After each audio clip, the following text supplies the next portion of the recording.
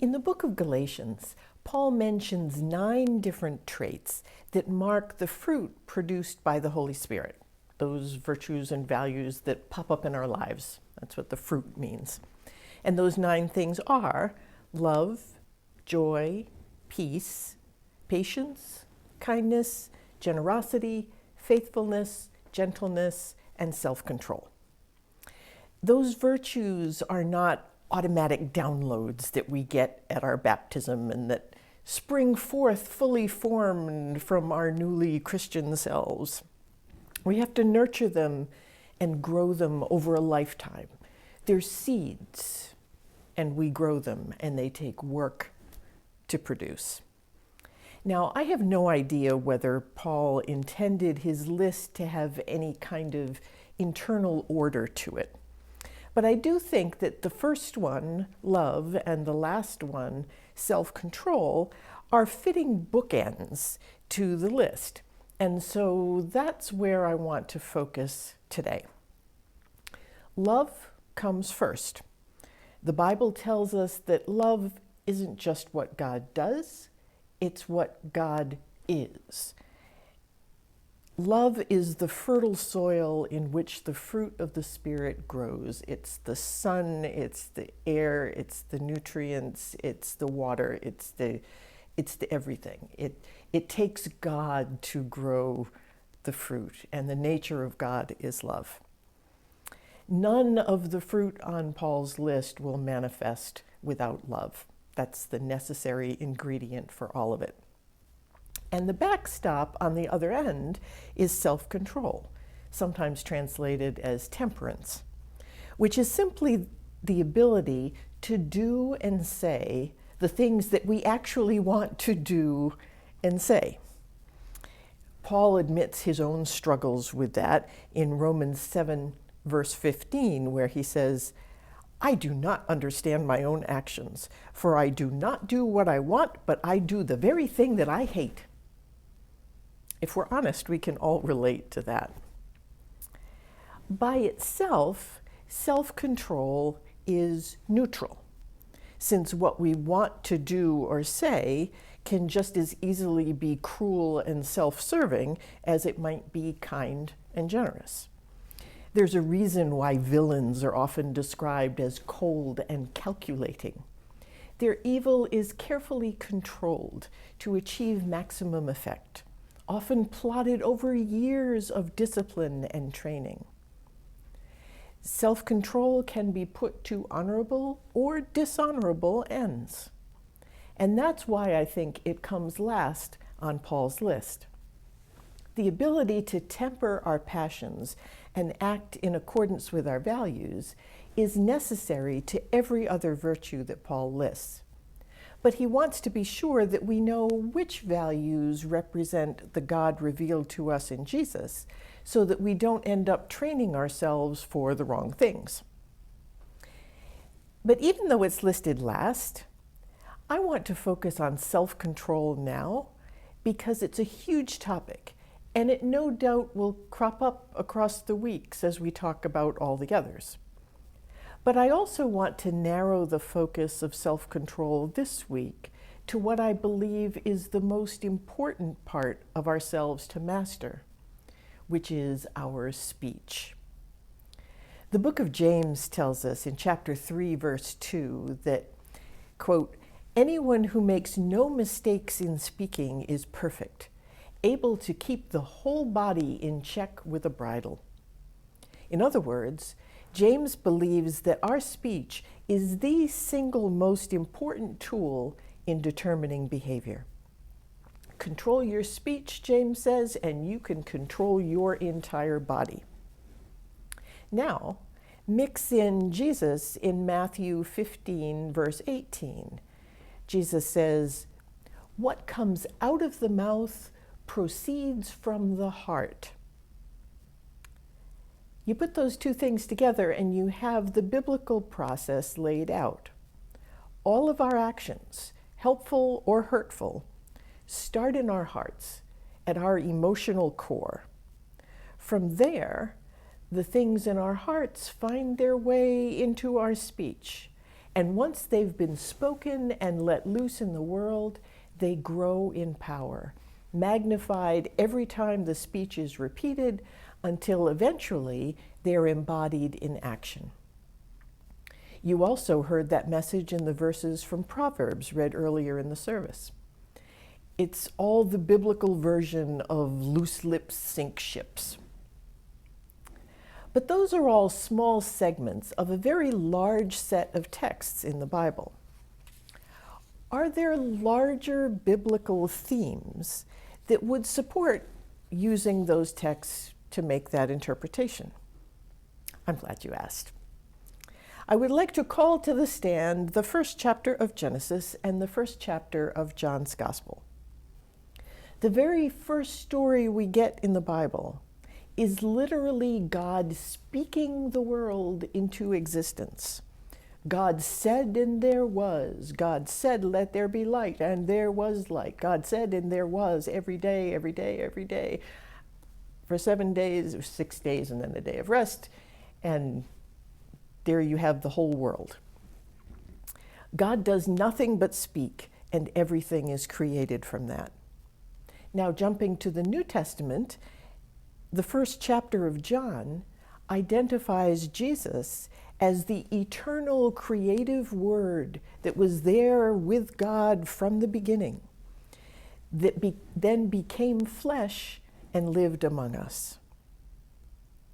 I've said before that I make a distinction between facts and truth when I read the Bible. I can't tell you whether those passages from Genesis 1 or John 1 are factual. But I can tell you that both of them strike me as deeply true, because I've now spent 61 years watching things that started as speech turn into physical realities. I've watched words become flesh in individuals, in churches, in communities, and in nations, and have seen worlds both created and dismantled through powerful stories. Any therapist can tell you that beginning to turn failure into success, the start of that process is learning to monitor and then shift the way we talk to ourselves, just not even aloud sometimes, just in our own minds. And anyone working for social justice can tell you that until you have the language to name a problem, it can't be addressed. If you can't name it, you can't report it, you can't study it, you can't make laws about it. Our speech and the ways we use it have a profound impact on our emotional, mental, spiritual, social, and even our physical health. It's not that words change reality, at least not directly. Words change our perception of reality. But since we take our actions based on our perception of what's going on, and our actions manifest things in the real world, it's not a stretch to say that words can change the world, for good or for ill. There is a very real, permanent fence going up around our nation's capital right now, because so many people had the perception that the election was illegitimate that they stormed the building and killed people, trying to overturn the results. That perception came about through words that were easily proven lies, words that were tested over 100 times in court, where no evidence was presented or even claimed, and that were dismissed by judges from across the political spectrum as untrue. The perception didn't and couldn't change the reality of a fairly decided election. But the perception created by those words has made a real change in the world. 5 people died and 140 police officers were injured because of that perception. On the positive end of the ledger is one of many fascinating studies conducted by Harvard psychologist Ellen Langer and described in her book, Counterclockwise. Dr. Langer noticed a flaw in surveys about how much exercise people were getting in the United States. And she noted that the surveys focused only on exercise that happened in a person's free time. Why that focus? Because the surveys were created by white-collar workers whose jobs didn't involve much physical labor. Their experience of exercise was that you had to do it outside of work. And so they put their experiences into the words of a survey and just asked people about their exercise outside of their work. And they didn't even say, what's your exercise outside of what you do? They just assumed that exercise meant things that you did in your leisure time. They then amplified and published the results to show which demographics in the United States got enough exercise and which did not. But that interpretation of the word exercise skewed the results, so that those who toiled long hours in physical labor, whether paid or unpaid, were reported as not getting enough exercise. They got no credit for those things that they did as their job. And they were the least likely group to have the extra time or energy to go for a run or to have money for a gym or a bike. So these people scored low on how much exercise they were getting. Now, because that work is often done by women and people of color, the survey results printed in newspapers and journals and amplified out through the media fed the narrative that there were entire demographics that were lazy, not health conscious, and all the rest. I mean, look, they're not getting any exercise. Dr. Langer wondered what might happen if she were able to change the perception of what counted as exercise. Her 2007 study focused on female hotel room attendants, whose daily work easily met the Surgeon General's requirements for a healthy lifestyle, but who were, as a group, in exceedingly poor health. She wondered if just a change in the way the word exercise was perceived could possibly make a difference. After confirming that the majority of the women did not view their work as exercise, the women were informed, correctly, that their job as hotel room attendants actually satisfied the CDC's recommendation for an active lifestyle. There was a control group, also of female hotel attendants, who didn't get that information. Nothing else changed. They still did the same things they always did every day. What happened? In 4 weeks, the women who were told that they were actually getting the recommended amount of exercise on the job had lost an average of 2 pounds and a significant percentage of body fat. They had an increase in body water percentage and a blood pressure drop of 10 points systolic and 5 points diastolic. Interestingly, they also reported an actual decrease in physical activity outside of work. So how about the control group that went on thinking they still weren't exercising? They actually gained weight and body fat during that same 4-week period. The work didn't change a bit for either group, but words that acknowledged their work as exercise changed the perception of that one group, which resulted in actual physiological change to their bodies. What was spoken came into being. The word became flesh. So it seems to me that on both the negative and the positive side of the equation, the wisdom of the Bible does hold up in real life. Our hearts are filled by our own lived experiences, some of which we can control and a lot of which we can't. We try to give meaning to those experiences through our words, both written and spoken, which then moves them from our hearts up and out into the world. And once we do that, the toothpaste is out of the tube. Those words take on a life of their own for good or for ill. We have created something in the world. Speech is even physical energy that you can measure and that has a half-life. And once it's out there in the world, if it's able to build enough momentum, it will alter behavior. It can even alter health outcomes. Out of the heart, the mouth speaks, and those words will become flesh and dwell among us. If it grows too strong, no, I was only joking. It's gonna stop it. But I also want to point out that keeping our words in check doesn't just mean not speaking.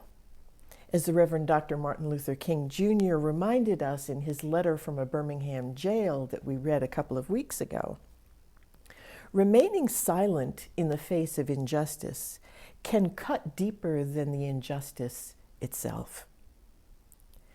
Taming the tongue, as James puts it, is not about speaking or not speaking. It's not just learning about how to shut up when you need to shut up. It's about recognizing the power of speech to create embodied action and knowing both when and how to say what needs to be said. In Ephesians 4, verse 15, Paul uses the phrase, speaking the truth in love. That's the goal. It's not truth or love that we need to shape our words. It's truth and love together. That brings the two ends of Paul's list of the fruit of the Spirit together and makes embodying all the virtues in between them a whole lot easier. Once the massive power of speech sinks in, once we learn that being careless with our speech can have the exact same consequences as being careless with a gun, we can summon the discipline necessary to choose our words with care. We're not going to do the work necessary to gain self-control over our speech or over anything else until we understand that with it comes the power not just to make our own lives more fulfilling, but to literally change the world. It's not just that we can help prevent bad things from happening, although that's true, but we can also be part of making good things happen. We talk about wanting to be the change we want to see in the world. Well, we can't be the change until we learn to master ourselves. And that self-mastery, taking charge of our own lives and being determined to actually live out our values, first in our speech and then in our actions. It begins right here in the pie hole. We can't control what enters the heart. Everything we experience in life goes in there. We can open ourselves to some experiences that maybe we shouldn't and have some control that way. But there's always stuff that's going to happen that we can't control, and that all piles up in our hearts. The first place we have the opportunity to really exercise self-control is with our tongues. If we can learn when silence is golden and when silence is complicity, if we can learn how to speak the truth, but with humility and love, our words will become flesh and finally have the chance to be the change that we want to see in the world. Amen.